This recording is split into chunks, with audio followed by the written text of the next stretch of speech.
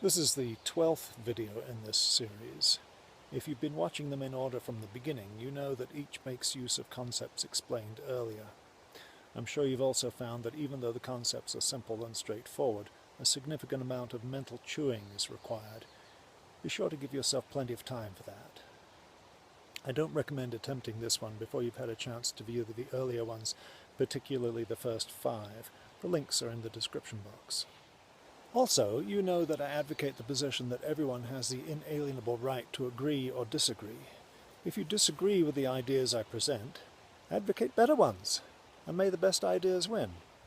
The exercise and violation of inalienable rights within the custodian-dependent relationship is probably one of the most challenging social issues. It took me many years to make the necessary mental connections. My goal with this group of 4 videos is to illustrate as clearly as possible. If you haven't already done so, I ask that you open your mind as far as it will go. Flush out all preconceived notions and traditions that have been pounded into you your whole life. Think back to the days of personal responsibility, before the days of the nanny state, to the days when kids would walk home from school and milk the cows, feed the pigs, deliver newspapers, and so on. For most of us, that's a challenge right there. So let's dive in. As I've been advocating throughout these videos, inalienable rights are requirements for survival. That is, each of us, from the moment the physical connection to another person is no longer available, has no alternative means of survival but to act on reason, either their own reason or that of someone else. And that brings us to what I call the custodian-dependent relationship.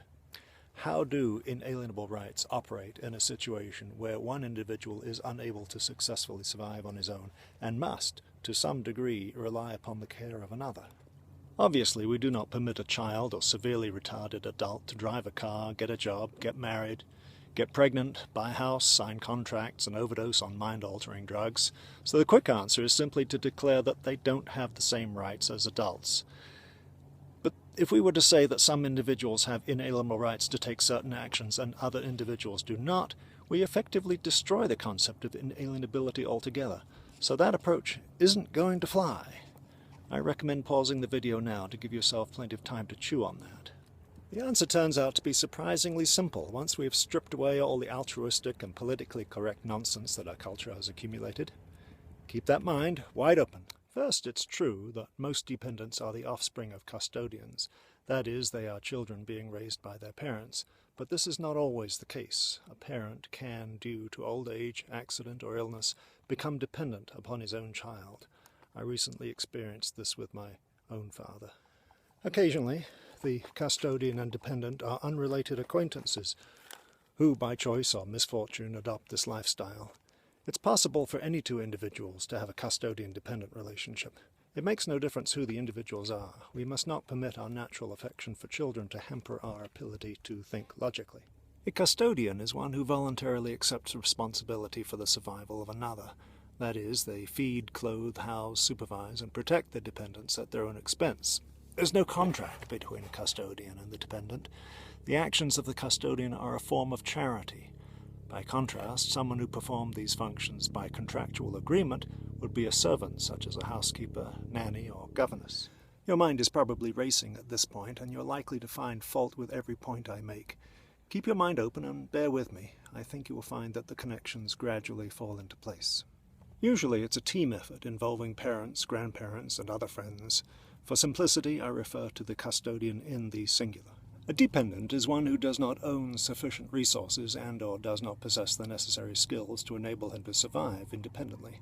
This group includes young children, the elderly, disabled, retarded, temporarily sick or injured, and so on. A partial dependent is one who can survive independently for a short time but requires periodic assistance, such as a college student who lives on his own but accepts substantial gifts of money and other property from his parents. Usually, a dependent has little need to own material property because all the items he requires are provided by his custodian.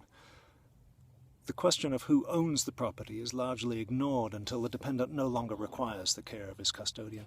At that time, disposition of property is established, loaned property is returned, and gifts are acknowledged. For example, when a young adult becomes independent enough to move out, his parents will generally permit him to take only those items he has legitimately earned or they have given him. The manner in which infants hold property is of some interest. For instance, an infant is one who has not yet reached the stage of mental development where he can comprehend the concept of value. He is incapable of acquiring property without assistance. Parents quickly discover that he will misplace any object that he is given. So we can say that the only property an infant can hold on his own is food, and he can hold that in his mouth only for a moment before he consumes it. He cannot own any other property without assistance. Usually the clothes he wears and the toys he plays with are the property of those who are making them available for his use.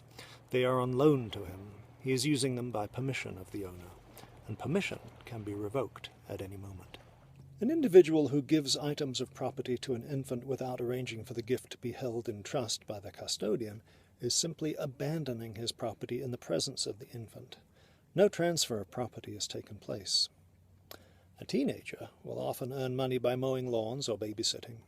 Such an individual is partially or wholly dependent upon others, usually his parents, for food and protection. A child typically does not possess the knowledge and experience to make wise choices. The stage of maturity at which a child is ready for independence can vary depending upon outside factors. Intermediate levels of knowledge and reasoning ability may be sufficient for independent survival in a tropical setting where food is plentiful, dangers are few, and there is little need for protection from the elements. But such skills are insufficient for survival in a big city. In other words, a South Pacific Island native may have all the skills he needs to support himself, choose a mate, and raise a family at the age of 14, but not the average 14-year-old raised in a New York City apartment. One's ability to survive depends a great deal upon one's environment. Dependents obviously cannot survive independently. They require assistance. This is not to say that a dependent's means of survival, his nature, is something other than the exercise of reason. For man, it is reason or nothing. Man has no workable alternative. Now we're in a position to identify the rights that operate within the custodian-dependent relationship. We can see that the following are logical corollaries of the fundamental right to live one's life free from harm by others. I'll give plenty of examples in a moment, but be prepared to pause the video and let the ideas sink in. A man has the right to seek dependence and the right to seek independence. There is, of course, no guarantee that he will succeed at either. A man has the right to accept another man as his dependent. A man has the right to establish, adjust the level of, and terminate the support he provides to a dependent, and the right to transfer custody of a dependent to another. And in contrast, we can see that the following are also true. No man has the right to force another to act as his custodian. No man has the right to force another to become or remain a dependent, and no right to forcibly prevent a dependent from seeking another custodian. Abstractions call for concretes, so here we go. A young adult living at home with his parents naturally will, when he is sufficiently knowledgeable and experienced, or when circumstances dictate, seek to become independent. He moves out. A young adult will, if he discovers that he is not yet prepared to survive independently, request that his parents take him back. A man who, through some unfortunate accident, loses his ability to survive independently, he is unable to earn a living and has depleted his resources, will seek the temporary or perhaps the permanent care of another.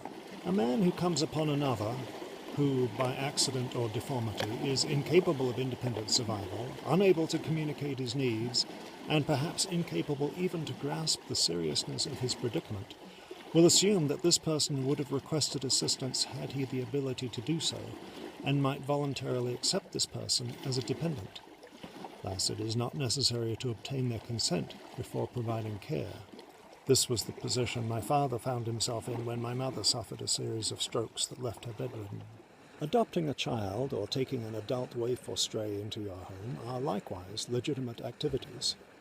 For clarity, we can project the experience of meeting a bum on a street corner who appears dazed and malnourished, just minutes away from death. He does not respond in any way to your questions and passively lets you lead him home by the hand, where you nurse him back to health. This situation is comparable to that of an infant. No harm is inflicted by providing sustenance without expressed consent. A custodian will, according to his income and other resources, decide how much time and material values he will provide to his dependent. A parent, who decides that his grown child is now capable of independence but needs a little shove out of the nest, will present an ultimatum. Either the child begin paying rent for his room and board, or he seek accommodations elsewhere. A custodian may, by choice or misfortune, have to transfer custody of his dependent to another. He may no longer have the ability to support a dependent, and perhaps he may even become a dependent himself. A dependent whose custodian dies must either seek another custodian or learn very quickly to be independent, unless, of course, his custodian was wise enough to make provisions for this eventuality, meaning life insurance, savings accounts, agreements with friends and relatives for the care of orphans, and so on. We can now observe the operation of rights with regard to the interactions between custodians and their dependents. As we have seen, owning the resources gives a custodian the authority to grant or deny permission for his dependent to take action. We can observe that children have all the same inalienable rights as adults, but they cannot exercise them all because the parent won't, and by my standards they shouldn't, let them.